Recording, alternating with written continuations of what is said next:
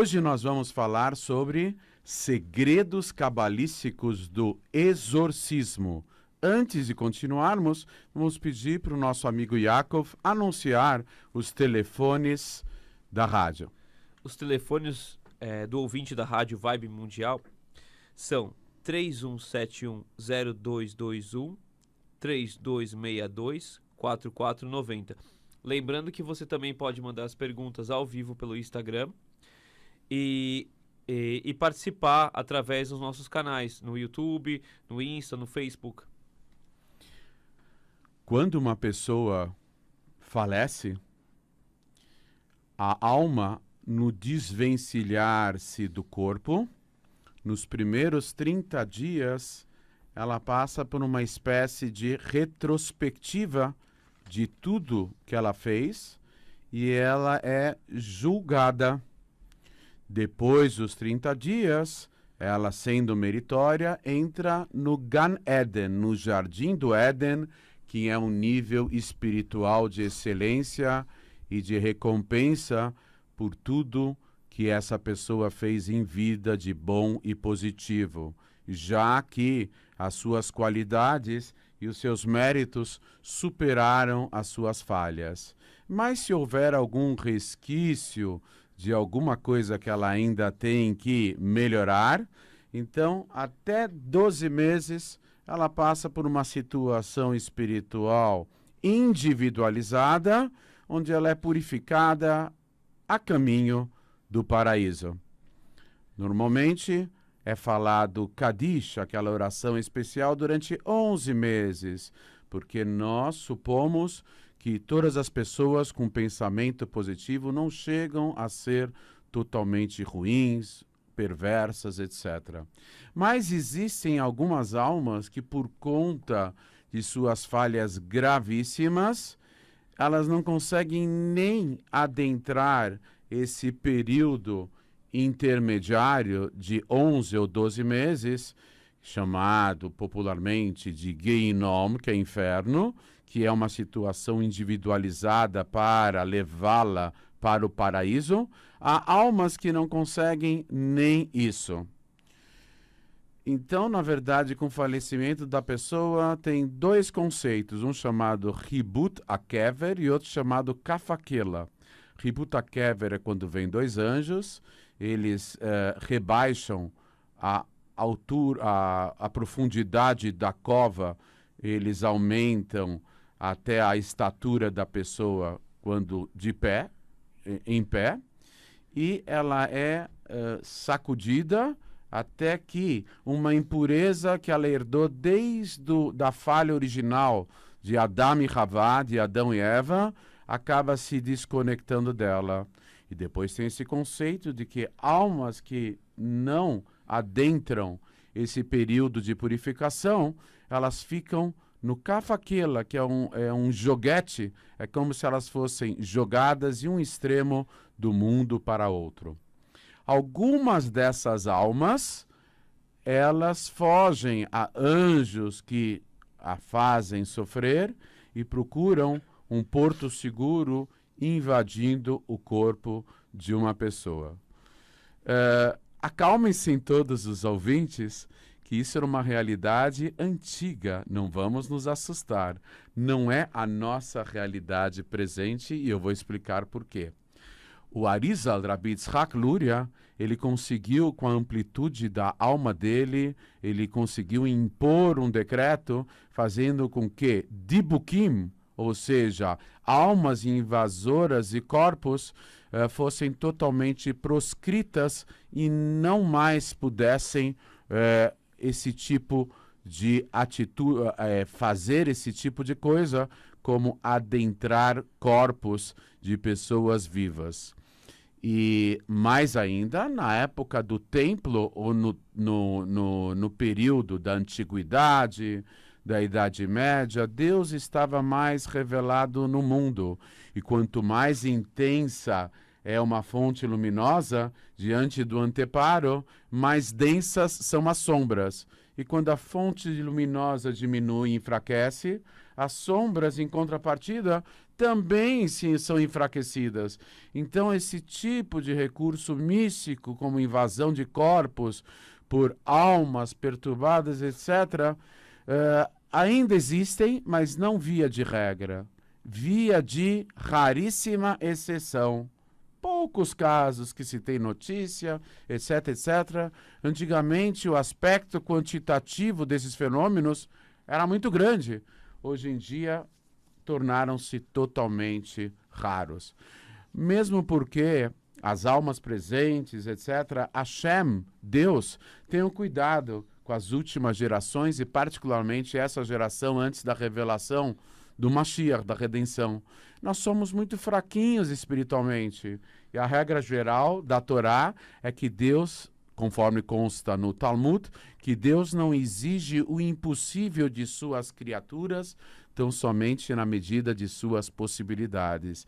Então, aquilo que era mais corriqueiro e frequente em séculos passados, hoje em dia se tornou raríssimo.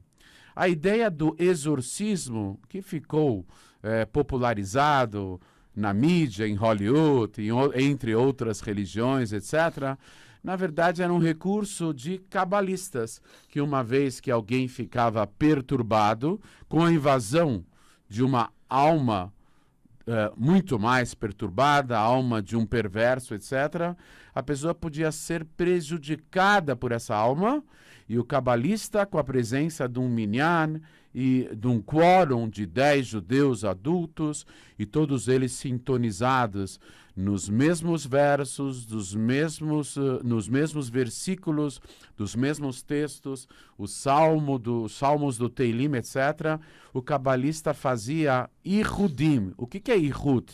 Na linguagem cabalística, é através da meditação e da máxima concentração e com o mérito da própria alma, fazer com que haja revelações de um mundo espiritual em outro mundo espiritual, e através da revelação de Deus nesses mundos, os cabalistas conseguiam ter um domínio sobre aquela alma, aquele espírito invasor.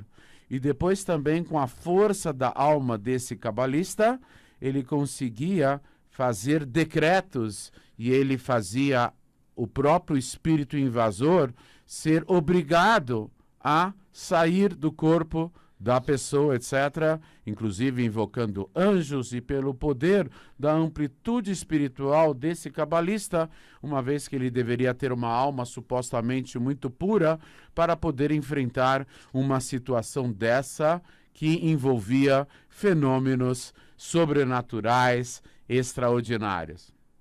Há um cabalista na atualidade em Israel, chamado Rav, ele ainda é relativamente jovem, Yitzhak Batzri, que ele tinha, o seu avô era um grande cabalista, Yehuda Patia, e que ele escreveu um livro sobre Ruchot, sobre espíritos, que ele conseguiu, com poderes da Kabbalah, expulsar de corpos.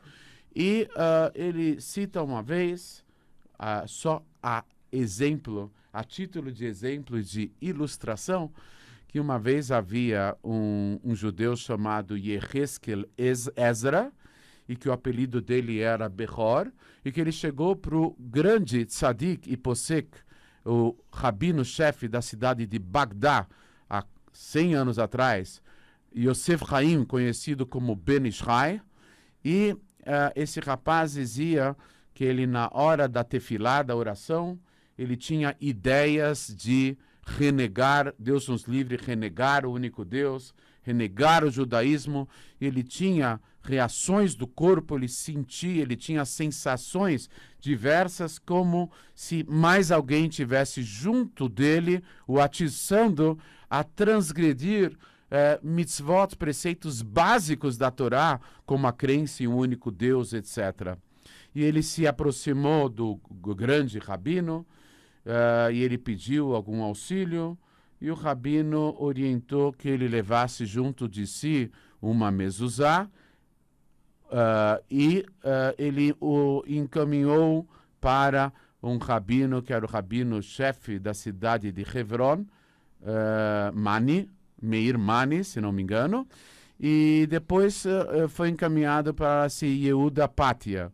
E o Ben Ish Chai falou que ele não se ocupava com esses fenômenos sobrenaturais e extraordinários, ele não queria se envolver com esse assunto, mas ele foi encaminhado e a mezuzá, na verdade, não fez o efeito desejado. E esse rapaz, chamado de apelido Behor, ele tinha alguém mais dentro de si que tinha o invadido e que estava trazendo dores atrozes a ele, e ele estava bem perturbado, ele não conseguia mais ter uma vida normal em função desse espírito que tinha o invadido.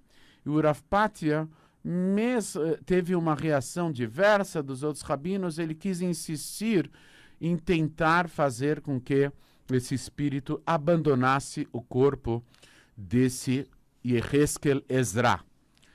E o Rav Yehuda Pátia viveu também, né, contemporâneo, uns 100 anos atrás.